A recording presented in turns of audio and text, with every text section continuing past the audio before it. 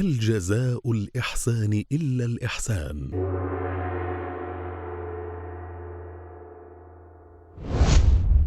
السلام عليكم.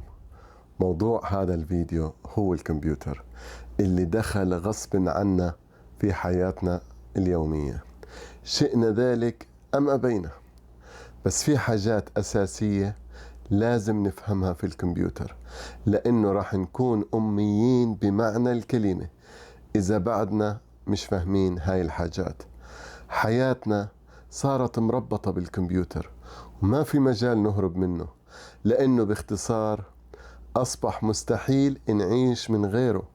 وإذا حاولنا نعيش من غيره رح نتغلب ونواجه مشاكل كتيرة وينتصب علينا في حياتنا اليومية، أو نضطر ندفع فلوس زيادة مقابل خدمات كان ممكن نعملها بأنفسنا.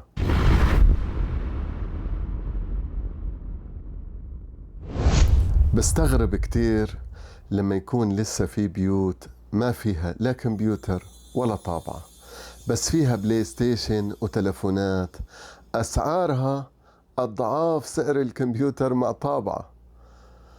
طالما إنك عم بتشوف هذا الفيديو معناته عندك إنترنت، بس إذا ضفت معاه كمبيوتر راح تنفتح لك آفاق جديدة في حياتك الشخصية والعملية، وراح يتحسن دخلك وتوفر عليك مصاريف انت في غنى عنها.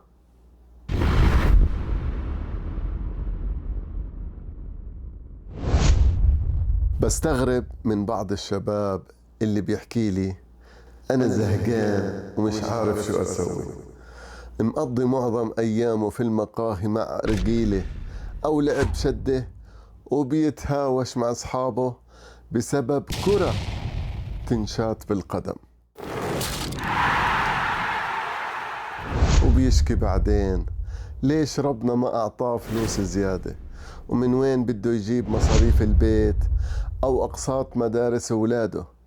هذا إذا كان متجوز ومخلف أصلا، وإذا ما كان متجوز برضه بيشكي كيف بده يفتح بيت ويتجوز.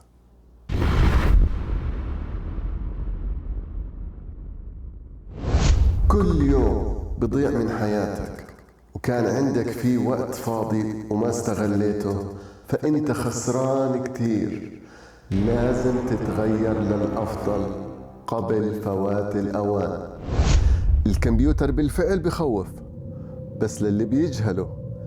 كتير من الناس اللي بتجهله ما بتعرف إنه سعر الكمبيوتر صار أرخص من كتير تلفونات هم شاريينها، وكل كم سنة بغيروها. خلونا ندخل بالموضوع وما أطول عليكم أكتر.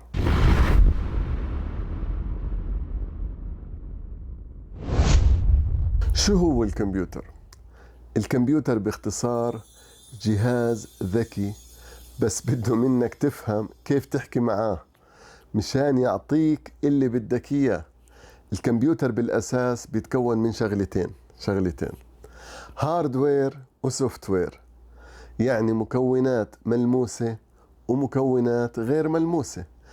المكونات الملموسة هي الأجهزة اللي ممكن نلمسها بإيدينا، أما المكونات الغير ملموسة فهي البرامج والمعلومات اللي بتكون مخزنة جواته. خلوني أشرح عنهم أكتر.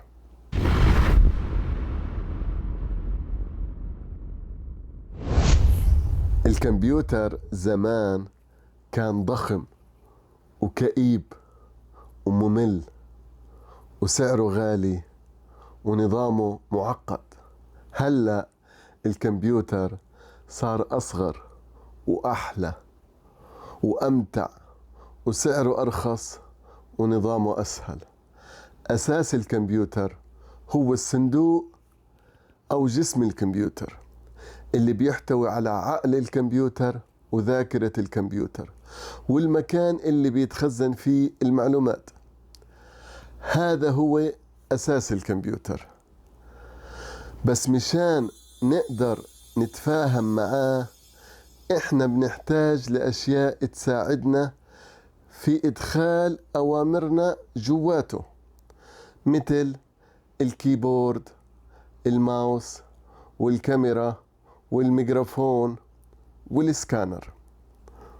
ومشان نقدر نشوف شو بصير جواته بنحتاج لشاشة مثل شاشة التلفزيون، ومشان نقدر نسمعه بدنا سماعات، ومشان نمسك بإيدينا الشغل اللي سويناه عليه بدنا طابعة تطبع الكلام أو الصور الموجودة فيه.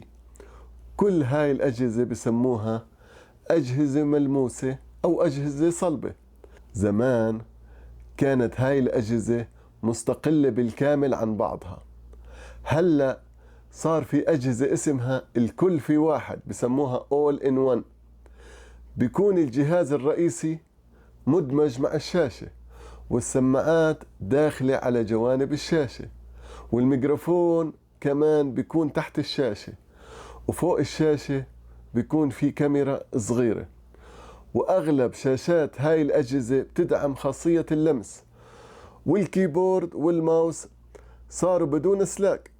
والأحلى من هذا كله إنه كل هدول الأجهزة صاروا موجودين في جهاز أصغر. هذا الجهاز بسموه لابتوب، يعني الكمبيوتر المحمول. هذا باختصار معنى الأجهزة الملموسة.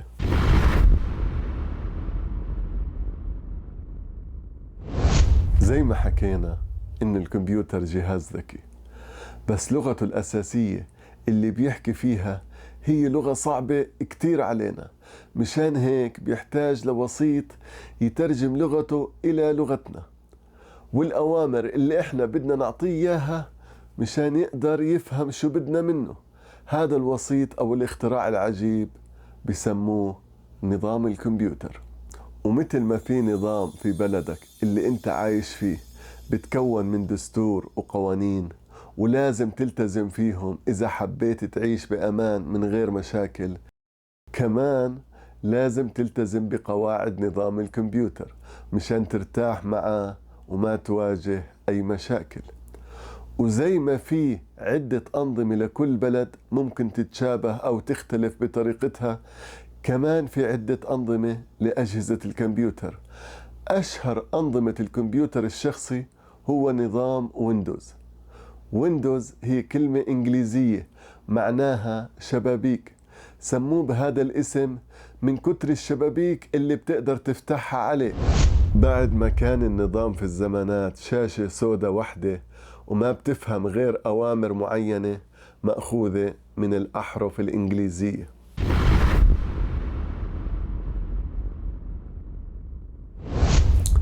أعتقد لازم أنهي هذا الفيديو لهون، لأنه المعلومات اللي عرفتها اليوم كافية ومشان ترسخ أكتر في راسك.